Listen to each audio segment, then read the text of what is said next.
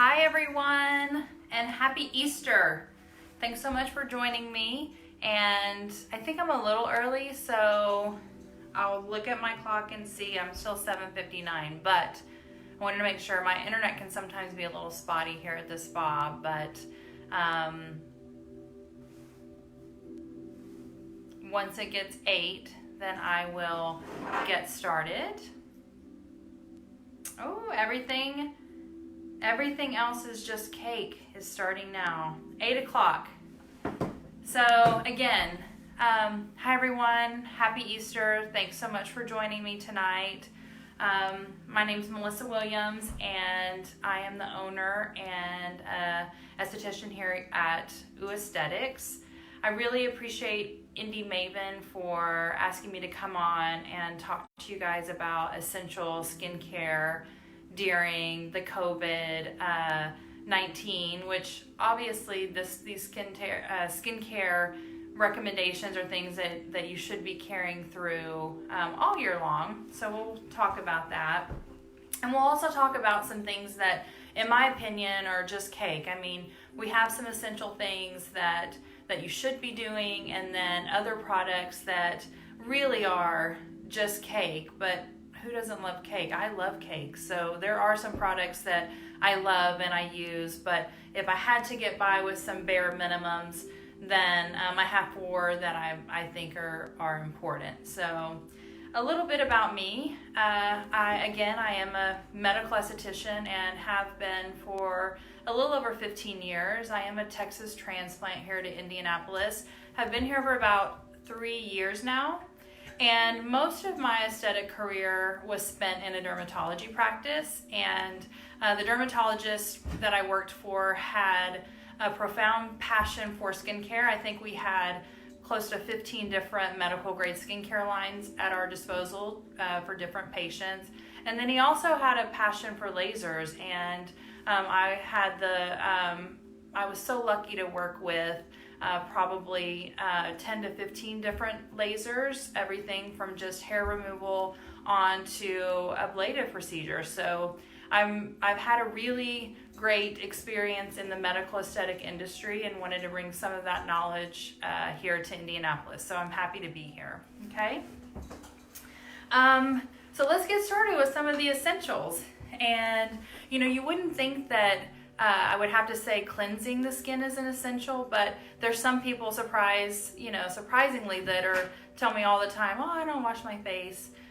So that's something that is an essential product. You should be cleansing your skin at night, and ideally with something more than perhaps Irish Springs or Dove soap. So I really like to recommend either an enzymatic cleanser or just thank you, Leslie. Or that reminds me, so down at the bottom you guys can comment or ask questions, and I'd be happy to answer. If there are things that you don't want to talk about right now, then you can DM me and we can set up a consultation through Facebook Messenger or FaceTime or one of those other type of viewing products. So anyway, so back to the cleanser story.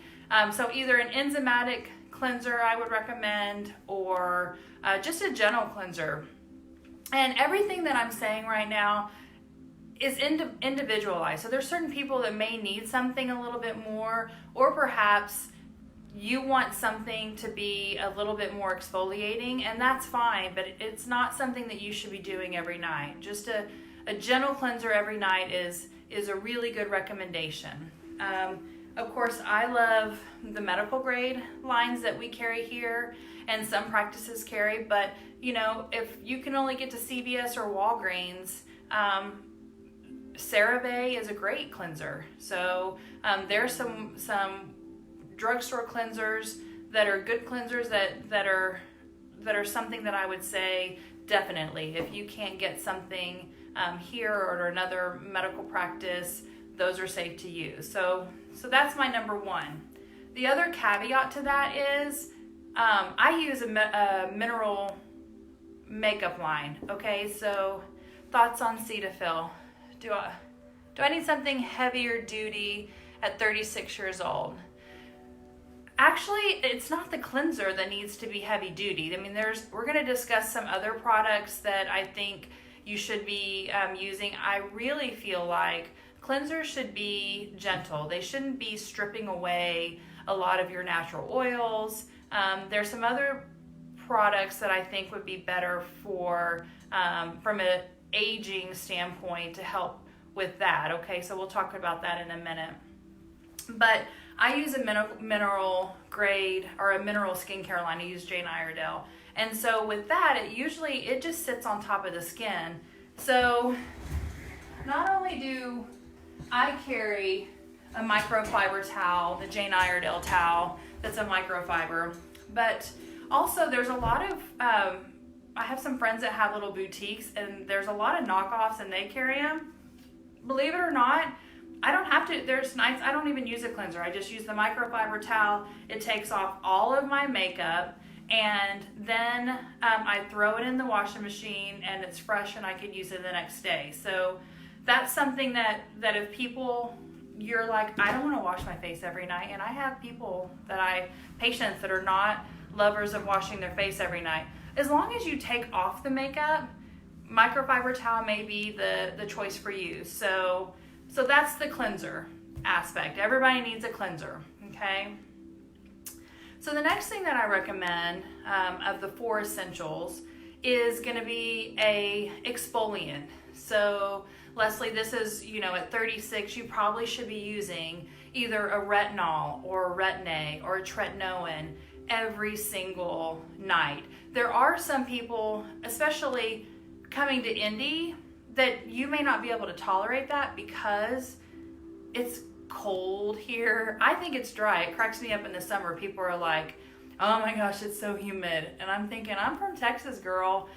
This is nothing compared to Houston or Dallas, where you're like, but anyway, I digress. So a retin-A, tretinoin, or retinol every single night. If you can't do that, you should be using it either every night or every 3rd night. If you only use a retinol once a week, you've totally lost that efficacy, because you need to basically build up a tolerance to it and use it at least 3 times a week. So that's my retinol, retin-A, or tretinoin. There are some people that can't tolerate that at all, so perhaps they need to use a glycolic as their exfoliant. In the Is Clinical line, there's an active serum that's much more gentle, and it acts like a retinol or a tretinoin, but it's not. So with that being said, you need to do some type of exfoliant at least 3 nights a week, ideally nightly, if you can do that. So that's my number 2 product. My number 3 product is totally a regional product, and it's essential, I think, here for the North and for certain age, but I will tell you that the number 3 product that I said is an essential product, before I moved to Indianapolis and before I became going into late 40s as opposed to mid-early, I never used this product, and that's a moisturizer. And moisturizers, in my opinion, should only be used if you need them. And when you come from a region that maybe it's hot, it is very humid, and you're producing enough moisturizer in your own skin, it's hydrated, you shouldn't have to add a moisturizer. And so living in Texas and being a little bit younger, I never had to do that. And a lot of my patients, clients that we saw, a lot of them didn't use moisturizers either. Now, as you get older, perhaps you need that, or you live here in the North where it's cold and it's dry, then you do need a moisturizer. So, a moisturizer is one of those products that is in my top 4 that you actually need. And the other thing about needing that and how much do you need and where do you need it is going to be dictated by your skin. So if you're a person that has dry patches and then you're normal, then my recommendation is that you only use the moisturizer where you're feeling dry and not all over. And I think the thought process behind that, and I really kind of, from a skincare line that I've worked with since my early 20s, this doctor believed that if you added moisture all the time, that you basically make your skin lazy, and your lazy skin stops hydrating itself. It almost like it turns it off. It's like, I don't need to do that anymore. She's gonna add it. And so he was a big proponent of, unless you need it, you don't add it. And so the only time that I would say during the last 25 years that I did a moisturizer was maybe post-procedure. So if I had a laser treatment or a really big chemical peel that I was just so dry afterwards, then perhaps right after those procedures I would use a moisturizer.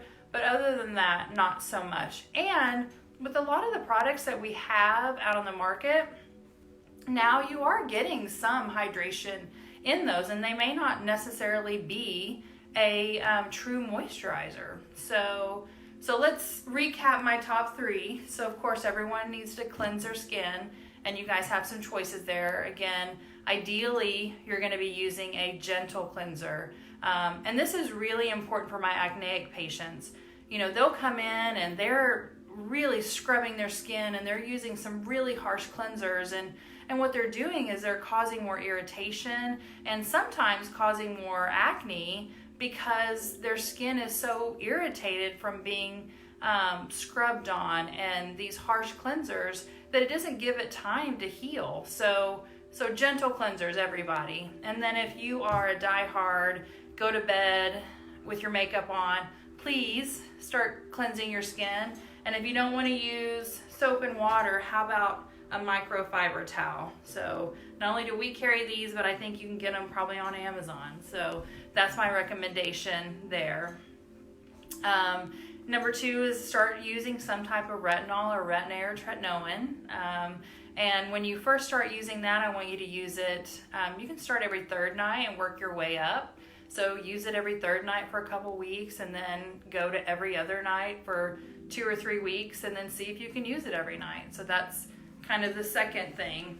And then again, the moisturizer is going to be as needed. If you wash your skin and it doesn't feel tight or taut, then if you're a diehard moisturizer person right now, and once you wash your skin, you're tight and taut, just give me a week, especially in the summertime here in Indy, and try not using your moisturizer and see how your skin feels. You can always add it back in, but if there's not a need for it, then don't use it, is probably my recommendation. And then my 4th, and in my opinion, most important product is going to be sunscreen. And moving here to Indianapolis has been eye-opening. It's hard to get you guys to buy sunscreen. And I never understood, we would go on vacation and everyone from the north, they're like in the sun, laying out baking, and we're from Texas, and my husband and I are wearing sun shirts and big hats, and I'm like, sun.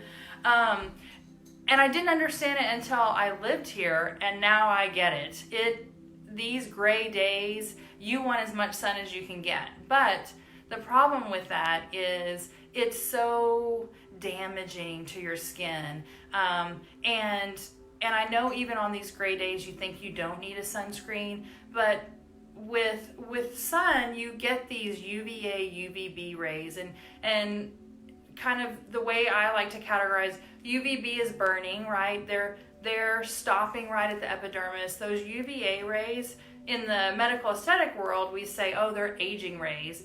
But they're DNA changing rays. So they actually go down and they are damaging your cells. They're causing skin cancers, and they're very, very long rays. And so they get past, even in cloudy days, those UVA rays are coming down and they're hitting the skin and they're going deep and they're causing damage it's that unseen damage that you're getting. So every day you should be wearing a sunscreen, and ideally you should be wearing a sunscreen with a 30 SPF or higher. That's my recommendation. And I usually put sunscreen on my face, my neck, and then the back of my hands. And that's my ideal regimen for you guys. Cleanse your skin. If you need a moisturizer, use a moisturizer, and then you use a sunscreen. And there are some really great sunscreens out there that feel or have some moisturizer in them. And you know, my recommendation from a sunscreen perspective are going to be sunscreens that are mostly physical, meaning that they don't have chemicals in them. So they are physically blocking the sun. They're reflecting the sun. And so my recommendation is, if you can, and it's hard, it is so hard, especially in a drugstore, finding some physical sunscreens. And but you can do it, and most of the time, and you have to look, most of the time they're going to be child or baby sunscreens that are going to be your physical sunscreens. They've gotten a lot better, but it is challenging. Back of the hands, yeah, you never thought of that. Super smart. So you don't get those age spots, and those are very telling of age. Your hands usually show the signs of aging first. So those are my 4 essential products that I think everyone needs. But I did want to talk about some cake. I don't know about you, but I love cake. And in my skincare products, there's some cake out there to be had. Is the Skin Guru. Thank you, Sarah. There are some cake products out there to be had. So let's talk about a few. So a couple that we have are going to be, and you'll hear about growth factors. So these are just two products, Elastin carries, that have growth factors in them. And essentially what growth factors do is they start to help stimulate collagen. We start to at the age of 25. This is sad because if you're any older than that, you're thinking, oh my God, what's happening? The collagen synthesis in our skin just kind of plummets. So from a cake standpoint, if you don't have a lot of collagen and elastin in your skin, then that's where you get kind of saggy, tired skin. So a cake product is going to be some type of product that's going to help rebuild collagen and elastins and support that. So that's one cake product that you hear about. The next is going to be antioxidants. And you know, antioxidants are great, especially if you're in a area where there's a lot of environmental type of issues. Gosh, think if you were in China with all that pollution, you definitely would want a cake product like an antioxidant to kind of help protect your skin. So it's not something everyone needs. It's not an essential, but it is nice to have, and it really does help with environmental damage. It does help with perhaps patients that have compromised skin to help protect it a little bit better. So that's a cake product. Another cake product is going to be eye cream. This is a cake product I know I can't live without. Like I said, I'm in my mid to late 40s now, and now I definitely need an eye cream, and I use this cake every night and day. So, and then the last and there's a ton. Y'all, there's hundreds, I would dare say thousands of skincare lines out there. So it's one of those things where you have a lot of different choices. And I know a lot about a lot of different products because I've had the luxury of working with them. But there's some that people come in, I was like, oh, I've never heard of that. Tell me more. So there's a lot of different products that you guys can have and work with. But the last thing that I would say is a cake product would be a neurotoxin. So like your Botox or Nutox. We have Nutox, we do Nutox or Dysport here. The nice thing about those neuromodulators is they go in and they kind of stop your muscles from moving. So they stop your skin from creating the lines and wrinkles. So they help to be a little bit more forgiving if you aren't as good about doing your skincare regimen, it kind of stops the line from forming. So that's a part of my cake products that when I talk to people from a skincare regimen perspective, things to do, they're not on the essential. They're kind of a luxury type of item, but they're things that definitely will help depending on what you've got going on or what your concerns are. And that's super important when you're talking to anyone about skincare, is you need to have a goal in mind. What is your end game? What is it that you're looking to correct, if you are trying to correct or maintain? And I think the biggest product, like I said, if I had to choose one from let's maintain what we have going on, is going to be your sunscreen. So really think about that. If you're not currently using a sunscreen, definitely that's something that I would recommend that you add into your current regimen, even when it's not sunny outside, a daily. Some people have it in their makeup, which is great, but look at how much is in there. And ideally, like I said, a 30 SPF or greater is what you really need to be thinking about or using. Any questions? I don't want to go all night.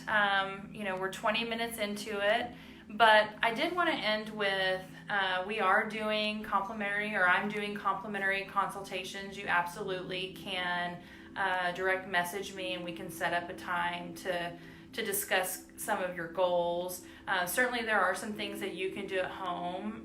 Once COVID-19's over, I can't wait to have everyone come back in so we can do some things here in the spa. We are still doing at-home peel kits, so those are 50% off. And that's one thing where a lot of patients that I have, that they're like, Melissa, I don't want to use a retinol every night. I don't want to have to deal with that. These are the girls that are like, I barely want to wash my face kind of patients. Those are the kind that I'm like, well, once a month, let's do a peel. So we have some of our medical grade peels that I feel safe enough to send home with you guys. I do a video conference and tell you how to apply them and neutralize them. So that's something that we're still doing. You can DM me for more details on that. And then the other thing that I've just picked up is plexus. And I'm all about gut health, and in this time it really does impact your complexion, and it certainly has made a difference in mine, getting my gut health in line, and using plexus. I've just started that, so we'll let you know as I get further in the journey how that's going, and if you want to hear more, we can have a conversation about that too. The big thing is I just wanted to say thank you so much, Indy Maven, for inviting me to come on and chat about skincare. I'm super passionate about it, and I appreciate the time that everyone's taken here on Easter Sunday to spend with me. I hope that you're all happy and safe and well, and I look forward to seeing all of you soon, whether it's on the screen or once we get through this pandemic and can be together again. What's the most important thing to know about doing an at-home facial? Well, I think it's, what are your goals? Are you wanting to relax? Is it something that, are you having a blemish? One of my nurses that comes in, she's called me in a panic and having a lot of breakouts with her N95 mask. So everywhere where the mask is touching, she's breaking out. And so we've come up with a strategic plan to address that, to try and calm her skin through this time. So I think the big thing with at-home facials is, what is your goal? Is it hydration? Are you wanting to clear up blemishes? Or are you just wanting to relax? So I think that that's kind of dependent on everybody, and that's something that is individual, but it's a great question, and I'd love to discuss it with whoever has the answer. The other thing, when I went in, I did a CVS, I took over another page and I went in and did a CVS haul for people that couldn't get into the spa, And they have some great masks. I mean, you could have masked for days. I've never gone into their makeup or their skincare section, and so they had some really interesting things for people to do. But when it comes to your skin, really less is more, in my opinion, because you don't want to get your skin too irritated to cause more issues. But that's kind of what I would say from a answer perspective on what is the most important thing to know. And be careful of the at-home remedies that you see, like mixing all this stuff together. You wouldn't think it, but sometimes lemon juice can be very harsh on your skin. I've seen some peels at home, do-it-yourself peels. So maybe make sure that you're getting advice from a tried and true source, not some, challenge or whatever. So if there's no more questions, like I said, I just so appreciate everyone that's popped on. I had such a great time taking over, and absolutely am looking forward to seeing each and every one of you soon. Stay safe, support local businesses, and we'll see everyone soon. Happy Easter.